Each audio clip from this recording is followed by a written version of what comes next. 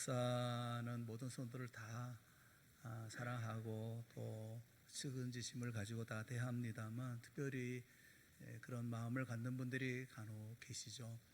어느 한 집사님이 계시는데 그분은 두 다리를 쓰지 못하시는 분입니다.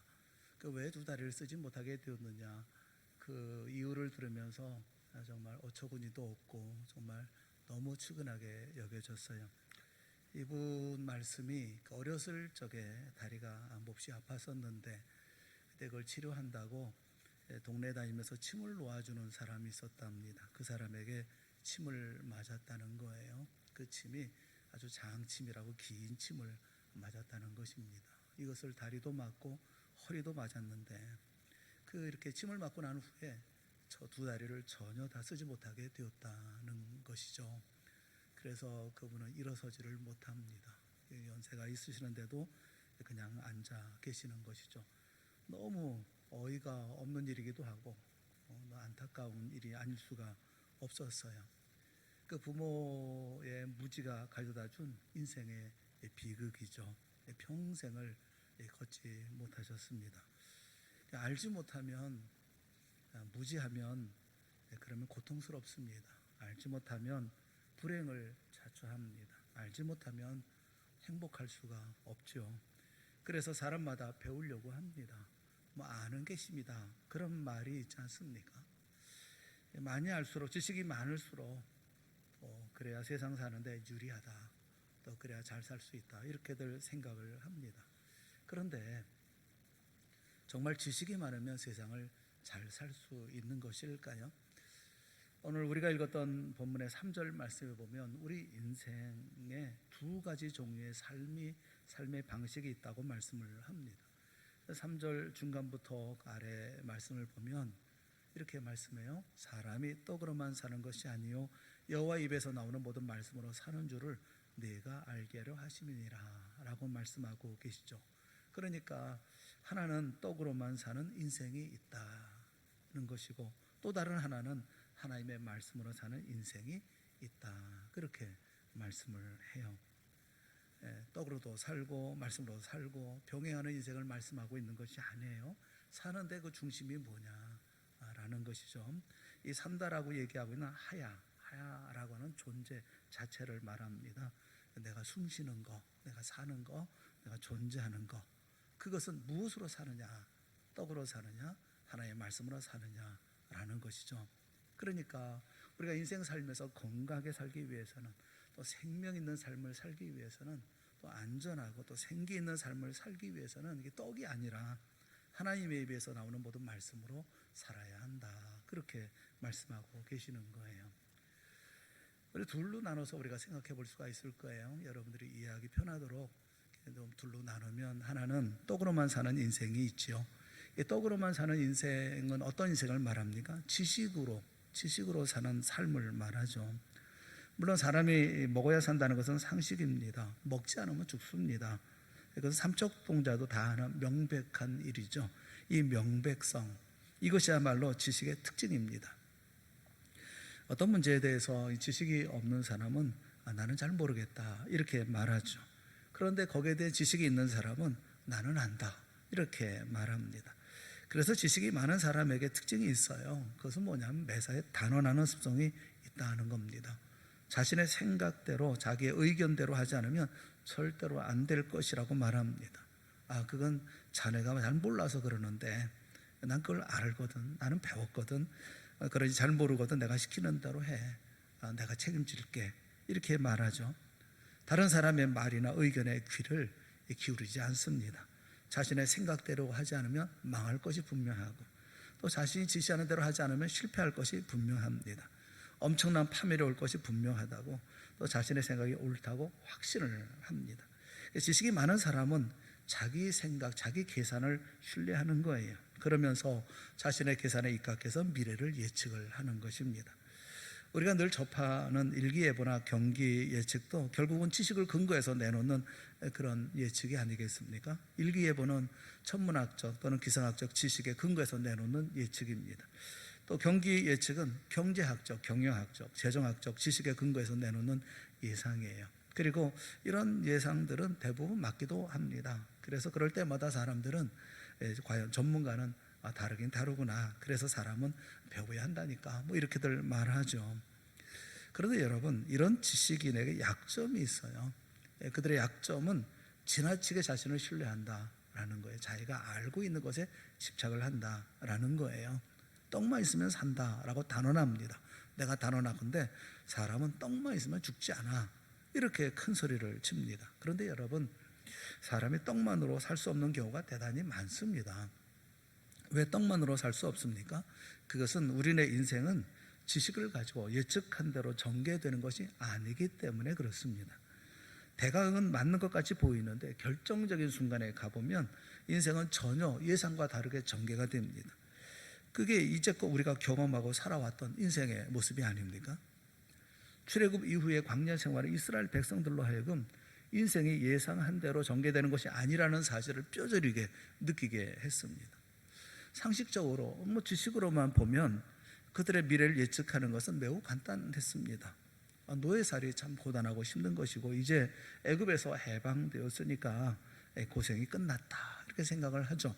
물론 얼마 동안의 광야 생활은 쉽지 않을 거라는 생각도 합니다. 광야는 물이 부족할 것이고 음식도 없을 것이고 또 물론 싱싱한 야채라든지 고기라든지 이것도 먹을 수 없을 것이다. 햇빛은 뜨겁고 또 독충은 우글거리고 하지만 조금만 참자. 잠시만 참자. 애굽에서 가나안까지는 불과 10하루길인데 설령 중간에 좀 지체한다 하더라도 몇 달이면 넉넉히 가나안 땅에 들어갈 수 있을 거다. 그러니까 조금만 참자. 그 후에는 가나안 땅에서 평안히 쉴 수 있을 것이다 라고 생각을 하죠. 이것이 당시 지식인들의 예측이었고 대다수 백성들의 생각이었을 것입니다.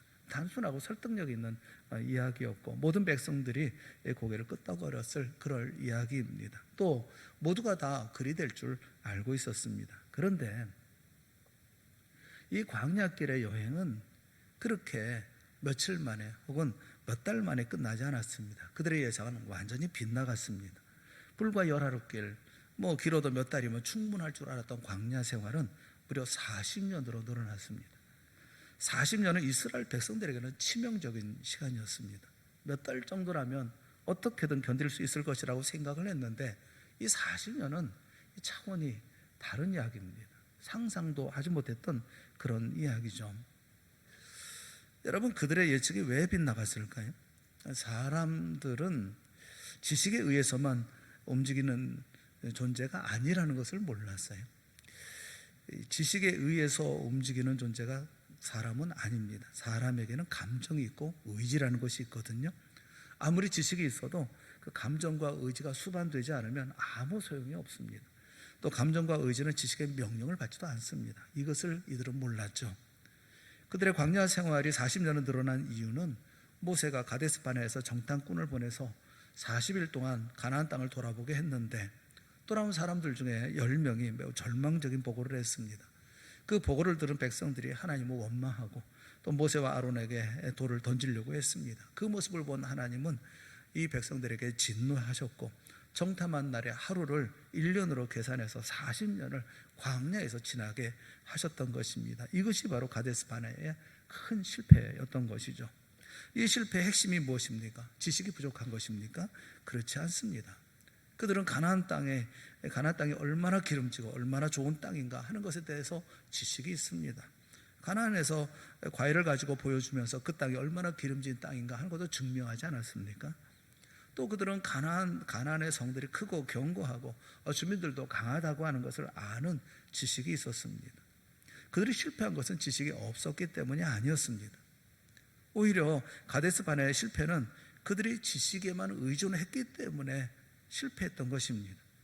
그때 차라리 그 지식을 무시했더라면 더 좋았을 것입니다. 비록 적들이 강하고 성읍이 크고 견고하다는 것을 알았지만 그 정보를 무시하는 게 나았을 뻔했습니다. 차라리 지식과 정보를 무시하고 막무가내로 하나님의 말씀만을 의지했으면 더 나을 뻔했습니다. 그들에게 이미 하나님의 말씀이 주어져 있지 않았습니까?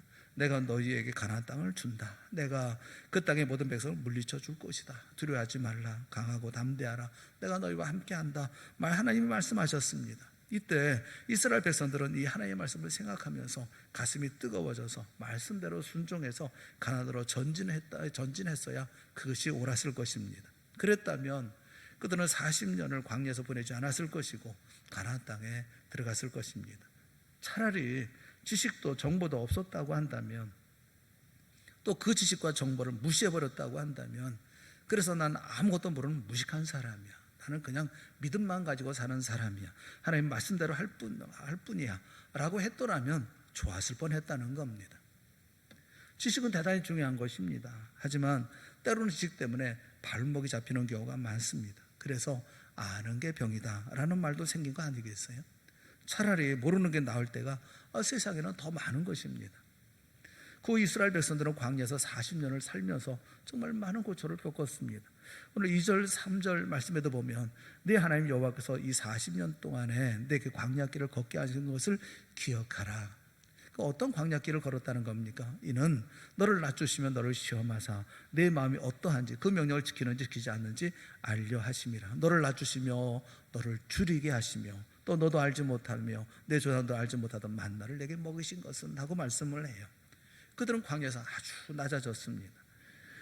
노예살이 할 때보다 더 비참함을 느꼈습니다. 마음껏 먹지도 못했습니다. 줄였다라고 얘기하죠. 늘 만나에만 의존해야만 했었습니다. 정말 고단한 광야 생활이었을 것입니다. 그런데 광야 생활을 통해서 배우는 게 있었습니다. 하나님은 이 40년을 통해서 백성들에게 가장 중요한 한 가지를 가르치기를 원하셨습니다. 그게 뭡니까? 3절 후반절의 말씀에 보면 이렇게 말씀하고 있죠. 사람이 떡으로만 사는 것이 아니에요. 이걸 배우는 겁니다. 사람이 떡으로만 사는 게 아닙니다. 무엇으로 살아야 됩니까? 여호와 입에서 나오는 모든 말씀으로 사는 줄을 내가 알게 하려 하심이니라. 내가 알게 하려 하심이라. 바로 이것입니다. 하나님은 그들이 사람은 떡으로 사는 게 아니라 여호와 하나님의 입에서 나오는 모든 말씀으로 산다는 것을 배우기를 원하셨다라는 것입니다. 그래서 우리는 하나님의 말씀으로 사는 인생에 대해 생각해 봐야 합니다. 하나님은 지금도 우리가 이 두 번째 종류의 인생을 배우기를 원하고 계십니다. 우리도 이것을 배워야 합니다.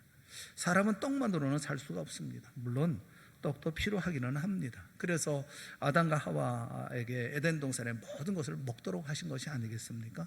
문제는 사람은 떡만으로 사는 존재가 아니라는 겁니다. 떡도 있어야 하지만 인생은 여호와 입에서 나오는 모든 말씀으로 사는 존재라는 것입니다. 하나님이 우리를 그렇게 만드신 것입니다. 사랑하는 성도 여러분, 하나님의 말씀으로 살기 위해서 필요한 것이 뭡니까? 그건 다름 아니라 믿음입니다. 믿음. 그리고 이때 믿음이란 하나님의 말씀하시는 대로 믿고 가는 것, 그것을 말하는 겁니다. 가나안으로 가라고 하시면 가나안으로 가면 됩니다. 지식을 가지고 분석하고 따져볼 필요가 없습니다. 하나님의 말씀 앞에서는 타당성이나 논리성이나 합리성 따위는 설 자리가 없습니다. 논리적이지 않아도, 합리적이지 않아도, 타당성이 없어도 하나님께서 가라 하시면 가야 합니다. 그게 믿음입니다. 이스라엘 백성들에게 이 믿음이 있었다고 한다면 가데스 바네의 실패는 없었을 것입니다. 그때 가라고 하시는 대로 갔었다고 한다면 40년의 세월을 광야에서 허송세월하지 않고 가나안의 주인이 되었을 것 아니겠습니까? 우리가 이 말씀을 보면서 배워야 되지 않습니까? 허송세월이 40년이 된 겁니다. 그들은 곧 들어갈 수가 있었습니다. 들어가도록 말씀하셨습니다. 들어갈 수도 있었습니다. 그런데 40년을 광야 생활에 허송세월을 한 겁니다. 그리고 광야에서 다 죽었던 것입니다. 그리고 그 다음 세대가 들어간 것 아닙니까?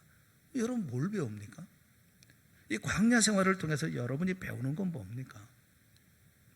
우리가 이런 광야 속에 들어온 이유는 무엇이며, 그리고 그 가운데 우리는 배워야 할 것이 뭡니까? 기왕에 이렇게 어려운 가운데 있게 되어졌다고 한다면 거의 한 2년 동안을 예배도 드리지 못하고 헌신도 못하고 충성도 못한다면 그럼 교회는 뭘 배우고 있는 겁니까? 무엇을 배우고 있고 우리가 무엇을 또 새롭게 해야 하는 것입니까? 무엇이 원인이 된 것입니까? 배워야 되는 거 아니겠습니까? 광야에서 죽지 않고 가나안에 발을 디딘 두 사람, 여호수아와 갈렙은 지식으로 구원을 받은 게 아니라 믿음으로 구원을 받은 사람들입니다. 코로나19로 마음껏 예배도 헌신도 충성도 할 수 없게 되어서 우리는 말씀에 집중하기로 했습니다. 열심히 하나님의 말씀을 읽자, 성경을 열심히 읽자, 그렇게 우리가 얘기를 했죠. 성경을 계속 읽는 분들은 꾸준히 성경을 읽고 계십니다. 중요한 것은 또 조심해야 할 것이 있어요. 그것은 뭐냐면 하나님의 말씀을 읽으면서 그 말씀이 적용이 되어줘야 되고, 그 옛사람들의 그 이야기를 쭉 말씀하신, 이 두껍게 말씀하신 말씀의 이유가 뭐겠어요? 이것을 내 삶에 그대로 다 적용하고, 내가 어려운 가운데 있을 때 이 말씀을 통해서 교훈을 배우고, 지식을 배우고, 지혜를 배우고, 하나님의 명령을 배우고, 하나님의 뜻을 알고, 그렇게 되어져야 되는 것이 아니겠어요? 죽은 지식으로 나오면 안 되는 거 아니겠습니까? 말씀을 너무 많이 알았기 때문에 망한 사람들이 있기 때문에 그렇습니다. 예수님 당시에 유대인들만한 예가 있을까 싶습니다. 그들은 말씀을 잘 알았습니다. 성경에 대한 해박한 지식을 가지고 있었습니다. 그런데 그 지식이 그들의 발목을 잡았죠. 유대인들이 지식 때문에 저지른 치명적인 실수는 바로 메시아에 대한 관한 것이었습니다. 그들은 구약 성경 여러 군데에서 메시아에 관해서 예언한 것을 잘 알고 있었습니다. 그런 말씀을 근거로 해서 메시아의 모습을 그들은 자신들 스스로 이렇게 그리고 있었죠. 예를 들면 이사야서 9장 6절과 7절에 메시아에 대해서 말씀하죠. 이는 한 아기가 우리에게 낳고 한 아들을 우리에게 주신 바 되었는데 그의 어깨에는 정사를 메었고 그의 이름은 기묘자라 모사라 전능하신 하나님이라 영존하시는 아버지라 평강의 왕이라 할 것임이라. 그 정사와 평강의 도함이 무궁하며 또 다윗의 왕자와 그의 나라에 군림하여 그 나라를 굳게 세우고 지금 이후로 영원히 정의와 공의로 그것을 보존하실 것이라. 만군의 여호와의 열심히 이를 이루시리라. 이렇게 말씀을 하십니다. 여기 보면 메시아가 왕의 모습으로 설명이 되고 있습니다. 정사를 메었고 라고 말씀하고 있는데, 정사라고 하는 것은 정치와 행정에 관한 일, 통치권, 주권, 권력을 의미하죠. 또 다윗의 왕자와 그의 나라에 군림하여 그 나라를 굳게 세운다, 이런 표현도 메시아는 왕이라는 생각을 갖게 만듭니다. 그래서 예수님 당시에 유대인들은 모두가 다 메시아는 정치적인 메시아, 또 군사적인 왕으로서 힘을 가지고 등장할 것이라고 생각을 했습니다. 물론 이런 그들의 성경 지식은 틀리지는 않습니다. 메시아는 확실히 왕이십니다.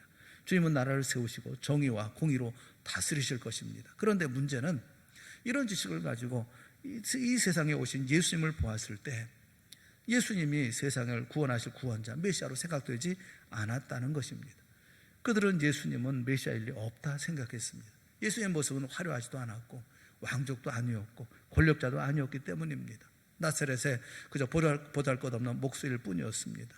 그들은 예수님을 보면서 이건 아니잖아 생각을 했습니다. 그리고 예수님은 그런 예수님을 무시하고 적대시하고 함부로 대했죠. 이들이 잘못하고 있었던 것이 뭘까요? 오해가 뭘까요? 이들은 이는 한 아이가 우리에게 낳고 한 아들을 우리에게 주신 바 되었는데 라는 말씀과 그의 어깨에는 정사를 메었다라는 이 말씀 사이에 시간이 필요하다는 것을 알지 못했다는 겁니다. 이들은 예수님이 정사를 메시고 왕이 되시기까지 시간이 필요하다는 것을 몰랐습니다. 예수님이 왕이 되려면 과정이 있습니다. 고난을 당하셔야 했습니다. 십자가를 지시고 죽기까지 하셔야 했습니다. 마침내 부활하시는 영광의 날이 있어야 했습니다. 그리고 그의 제자들을 통해서 세상 끝까지 복음이 전해져야 했습니다. 그 후에 하나님의 나라가 임할 것이고 예수님은 왕으로 이 땅을 통치하실 것입니다. 그때까지 긴 시간이 필요했지만 이들은 메시아는 자신들의 눈앞에서 바로 강력한 권력을 가진 왕이 되실 것이라고 성급하게 판단을 하고 있었던 것입니다. 결국 그들은 잘못된 지식에 입각해서 판단함으로 그래서 메시아이신 예수님을 거부하고 지금까지 다른 메시아를 기다리고 있게 되어진 것이 아닙니까? 이것이 바로 믿음이 따르지 않는 지식의 한계라는 것입니다. 성도 여러분, 이런 오판을 하지 않으려고 하면 어떻게 해야 되겠습니까? 그것은 지식만으로는 안 된다는 것을 알아야 되는 겁니다.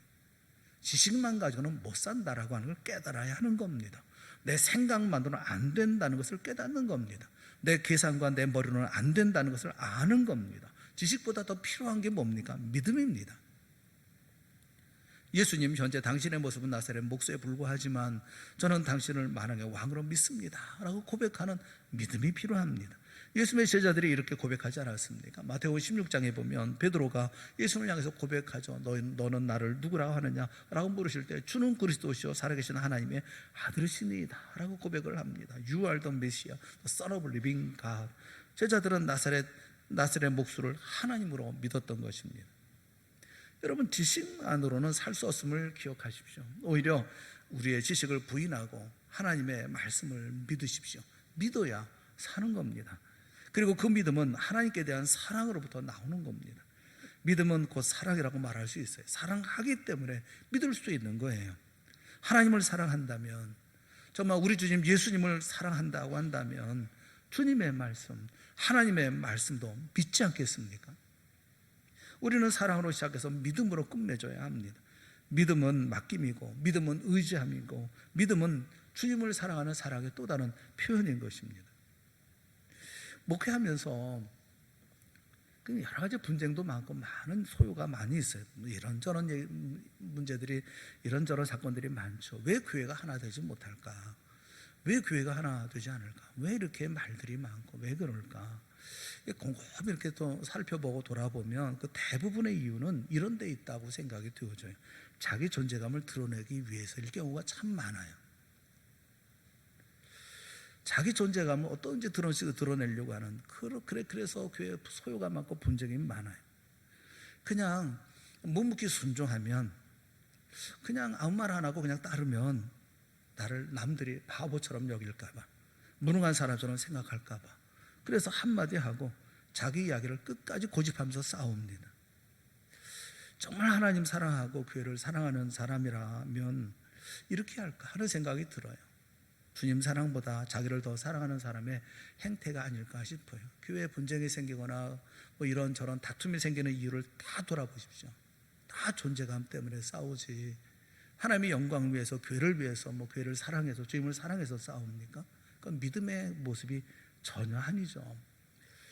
모세는 이스라엘 백성에게 그래서 이렇게 당부합니다. 1절 말씀을 보십시오. 내가 오늘 명하는 모든 명령을 너희는 지켜 행하라. 그리하면 너희가 살고 번성하고 여호와께서 너희의 조상들에게 맹세하신 땅에 들어가서 그것을 차지하리라. 그렇게 말씀을 해요.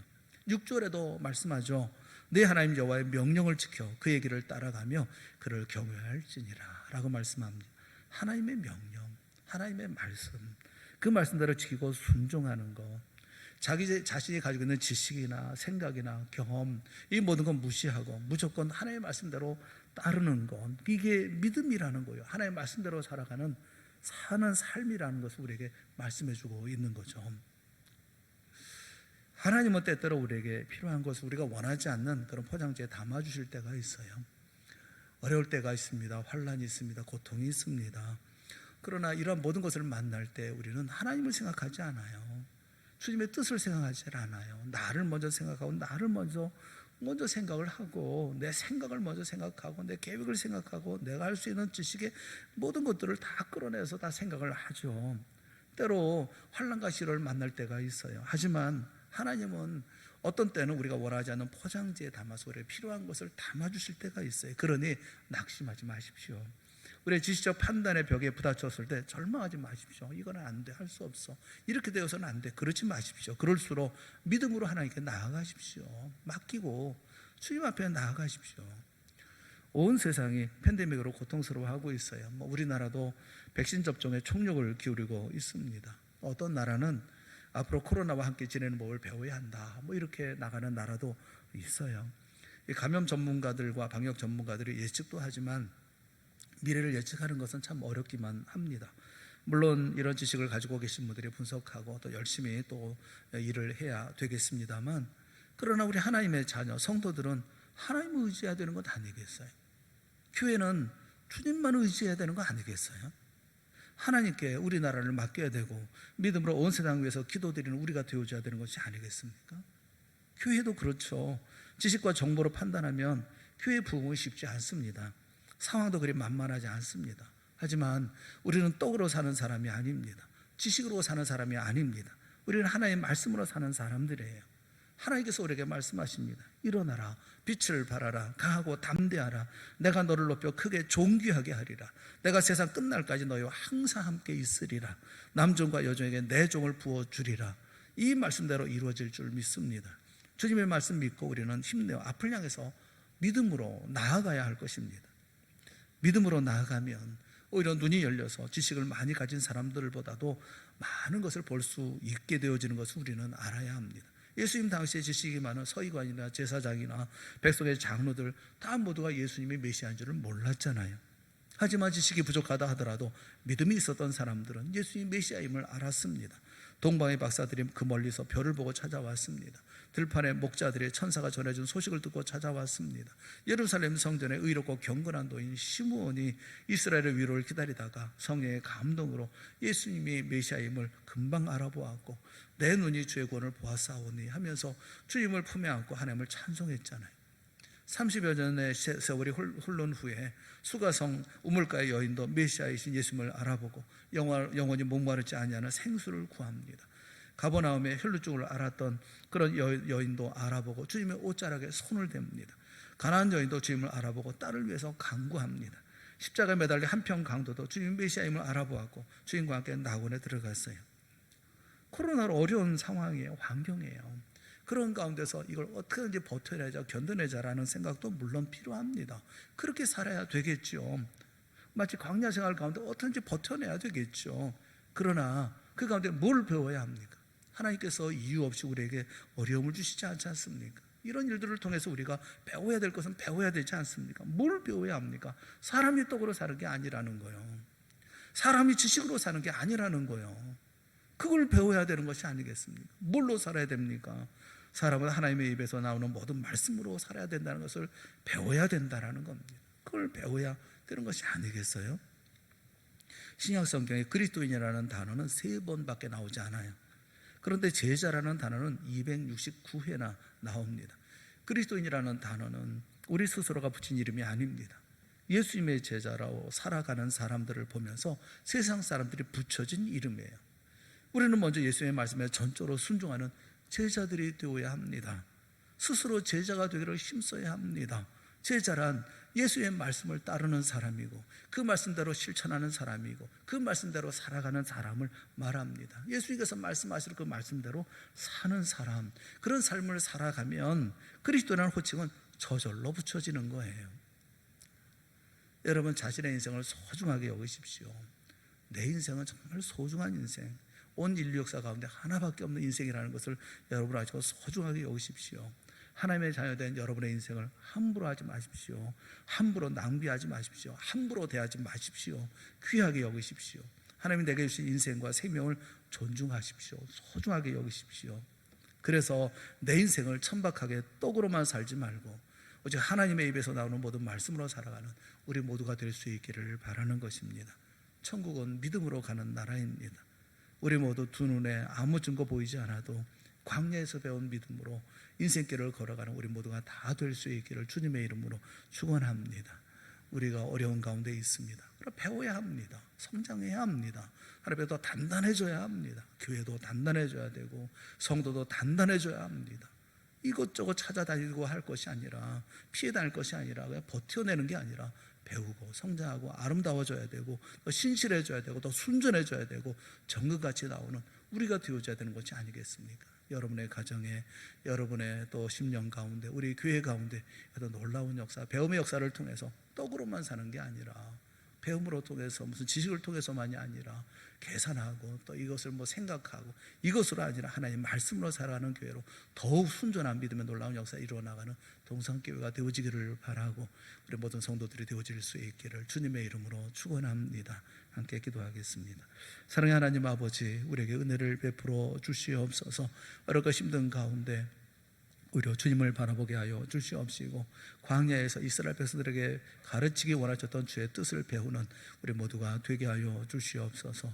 떡으로 사는 것이 아님을 배우게 하시고 오직 하나님의 말씀으로 살아가는 인생이 되어지는 우리 모두가 되게 하여 주시옵시며 코로나를 통해서 이와 같은 여러 가지 어려운 일들과 힘든 일들을 통해서 광야를 통해서 이를 배워 하나님 앞에 가나안의 아름다운 나라를 만들어가는 우리 동산교회가 되게 하시고 사랑하는 성도들 모두가 다 되게 하여 주시옵소서. 예수님의 이름으로 기도드리옵나이다. 아멘. 우리 다 같이 자리에서 일어나셔서 406